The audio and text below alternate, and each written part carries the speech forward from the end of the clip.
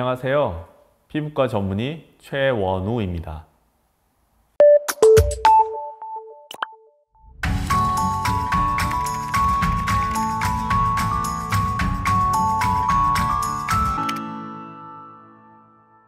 네, 마이크로바이옴이라고 하는 것은 문자 그대로의 의미는 특정 환경에 살고 있는 미생물 군집의 총체, 특히 미생물 군집의 유전 정보 총체를 의미합니다.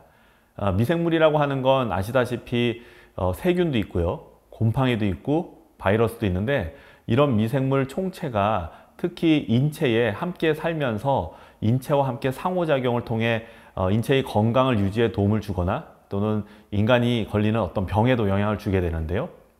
그래서 최근에 이 인체에 살고 있는 미생물 군집 총체의 유전 정보 또는 그것의 에코시스템, 즉 환경 시스템 등을 연구하는 것들이 많이 발전하였고, 그 연구들을 통해서 인간의 건강, 노화, 질병과의 연관성 등이 밝혀지고 있습니다. 그래서 이 마이크로바이옴이 최근 매우 중요하게 화두가 되고 있죠.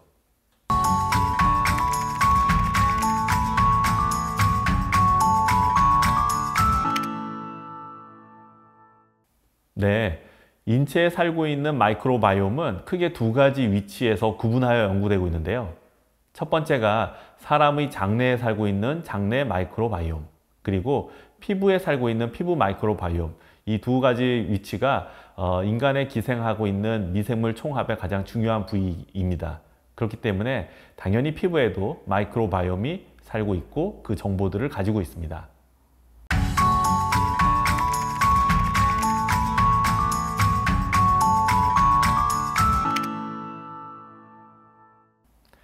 이 피부 마이크로바이옴을 연구하다 보면은 이 피부 마이크로바이옴과 관련된 피부의 건강 또는 질병과의 연구들이 같이 많이 되고 있는데요.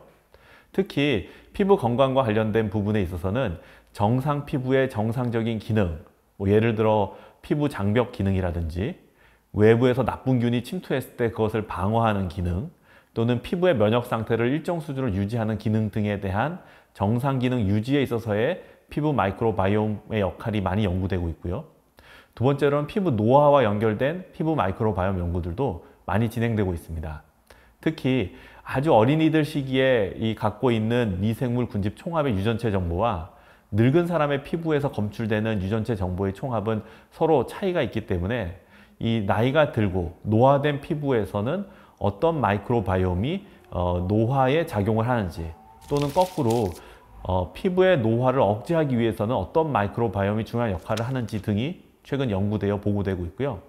마지막으로 피부병과 마이크로바이옴의 관계도 많이 연구되고 있는데, 특히 여드름, 아토피 피부염에 있어서는 상당히 많은 마이크로바이옴의 연관성들이 밝혀지고 있습니다.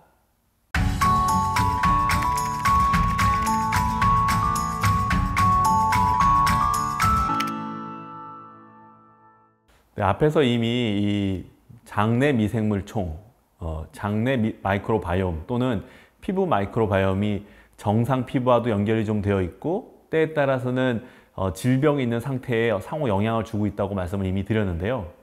네, 맞습니다. 거꾸로 따져서는 이 피부 마이크로바이옴의 정보를 이용해서 피부병을 치료하고자 하는 시도들도 요즘 많이 되고 있습니다. 예를 들자면 건강한 피부에서 살고 있는 마이크로바이옴 정보들하고 아토피가 있는 사람에서 살고 있는 피부 마이크로바이옴 정보를 서로 비교해 보면 이 건강한 사람에서 유독 많은 미생물들이 있지 않겠습니까? 그런 미생물들을 병이 있는 아토피 피부염에 이렇게 발라줘 가지고 아토피 피부를 낫게 하는 그런 치료제를 개발한다든지, 또는 피부 노화, 즉 아주 어린아이들에게서 주로 발견되는 피부 마이크로바이옴이 있을 거고, 늙은 피부에서 발견되는 마이크로바이옴이 있는데, 이걸 서로 쫙 비교해 보면 유독 젊고 건강한 피부에서 많이 나타나는 피부 마이크로바이옴 또는 균종들이 있지 않겠습니까? 그런 균종들이 뿜어내는 대사물 또는 약물 등을 노화된 피부에 적용해서 노화를 극복하고자 하는 이런 치료 시도들이 많이 있어요. 최근에 한 단계 더 나아간 아주 똑똑한 시도는 뭐냐면, 이 건강한 피부에 살고 있는 미생물을 단순히 이 노화된 피부에 얻는다고 다 작동하는 건 아니거든요. 그러니까 이 건강한 피부에 살고 있는 미생물을 이렇게 얻어다가 그 미생물의 유전자를 약간 손을 봅니다. 그래가지고 이 미생물이 늙은 피부에 딱 얹혀졌을 때 이 피부가 늙었구나를 딱 인지하면 늙지 않도록 필요한 약물을 공급하는, 이렇게 미생물의 합성생물학 기술을 도입해서 스마트한 마이크로바이옴 치료제를 개발하는 단계까지 요즘은 이르르고 있습니다. 고로 이 피부 마이크로바이옴을 이용한 피부 질환 치료, 피부 노화 치료는 활발히 연구되고 있다, 이렇게 말씀드릴 수 있겠어요.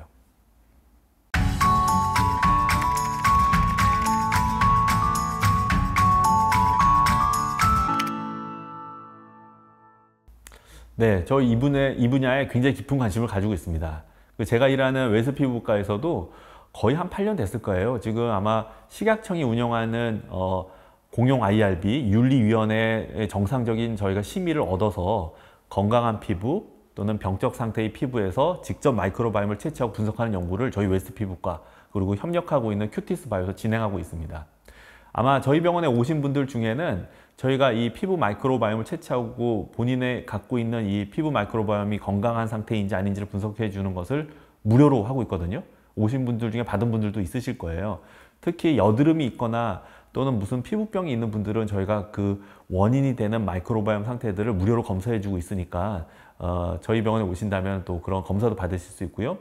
저는 그래서 이런 부분에 깊은 관심을 가지고 특히 젊고 건강한 피부에 살고 있는 마이크로바이옴들을 채취해서 그 균종들이 어떤 건지 세분화해서 구분하고 상대적으로 비교했을 때, 예를 들어 여드름이 있는 사람들한테 얻은 마이크로바이옴의 정보들을 계속 비교해 가면서 한국인에게서 특징적으로 차이가 나는 어떤 영역들을 계속 연구를 지금 진행하고 있습니다. 네, 그래서 오늘은 이제 큰 주제인 마이크로바이옴이 무엇인지도 간략히 설명을 드리고, 그 중에서도 피부 마이크로바이옴의 역할, 또 그것을 이용한 응용 치료 등에 대한 소개를 좀 드렸는데요.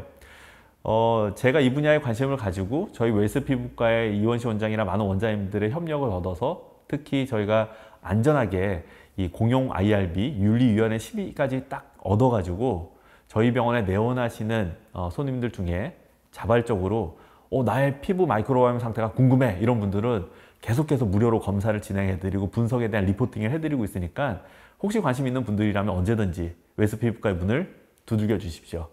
네, 지금까지 피부과 전문의 최원우였습니다. 감사합니다.